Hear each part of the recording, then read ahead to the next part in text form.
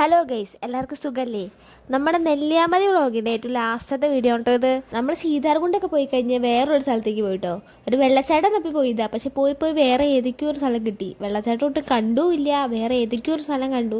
പക്ഷെ എന്തും കൊണ്ടും നല്ല രസമായിരുന്നു. ഞാൻ പിന്നെ പുറത്തേക്ക് അങ്ങനെ ഇങ്ങനെ ഒന്നും പോവലില്ലാത്തതുകൊണ്ടാന്ന് തോന്നുന്നു എനിക്ക് എന്തോ ഭയങ്കരമായിട്ട് ഇഷ്ടപ്പെട്ടിട്ടുണ്ടായിരുന്നു കേട്ടോ. പിന്നെ ഏട്ടൻ വരുമ്പോഴാട്ടോ എന്നെ ഓരോരോ സ്ഥലത്തേക്ക് കൊണ്ടുപോകാറ്. ഏട്ടൻ വന്നു കഴിഞ്ഞാൽ പിന്നെ എനിക്ക് കുശാല എവിടെ പോകണം എന്ന് പറഞ്ഞാലും ഏട്ടൻ കൊണ്ടുപോകും. പിന്നെ ഞങ്ങൾ മുൻകൂട്ടി പ്ലാൻ ഒന്നും ചെയ്ത് വെക്കാറില്ല കേട്ടോ. അപ്പം എങ്ങോട്ടാണോ പോകാൻ തോന്നണേ അങ്ങോട്ട് പോകും. ഏകദേശം അവിടെ നിന്ന് ഇറങ്ങാനുള്ള ടൈം ആയപ്പോഴാണ് അമ്മ വിളിച്ചിട്ടുണ്ടായിരുന്നത്. അമ്മയ്ക്ക് ഓൾറെഡി വെയ്യാത്തതാണ്. അമ്മയുടെ രണ്ട് കാലും പാരലൈസ് ആയി പോയിട്ടുണ്ടായിരുന്നതാണ്.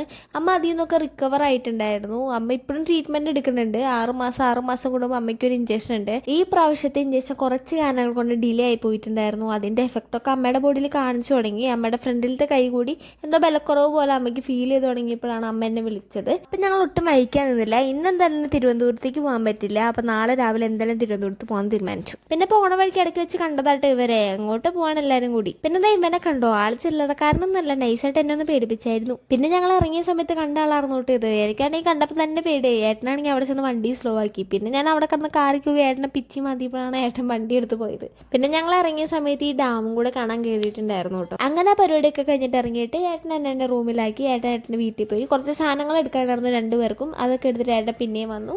എന്നിട്ട് ഞങ്ങൾ ചേച്ചിയുടെ അടുത്തേക്ക് പോകുന്നുള്ള പ്ലാൻ ഇട്ടു. സംഭവം എന്താണെന്ന് വെച്ചാൽ ഏട്ടൻ്റെ ബർത്ത്ഡേ ആയിരുന്നു നാളെ. ഞാനും ചേച്ചിയും കൂടെ ചെറിയൊരു സർപ്രൈസ് പ്ലാൻ ചെയ്തിട്ടുണ്ടായിരുന്നു.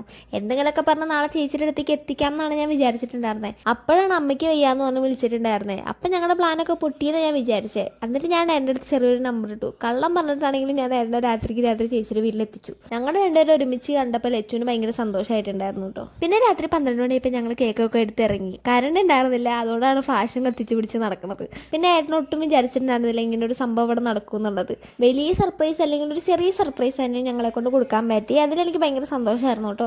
പിന്നെ ഏട്ടനാണെങ്കിൽ നേരത്തെ കിടന്ന് ഉറങ്ങണ ഒരാളായിരുന്നു കേട്ടോ. ആ സമയമാകുമ്പോഴേക്കും ഏട്ടൻ ഉറങ്ങുമോ എന്നുള്ളൊരു പേടിയൊക്കെ ഉണ്ടായിരുന്നു. കറണ്ട് ഇല്ലാത്ത കാരണം ഏട്ടൻ ഉറങ്ങിയിട്ടേ ഉണ്ടായിരുന്നില്ല കേട്ടോ.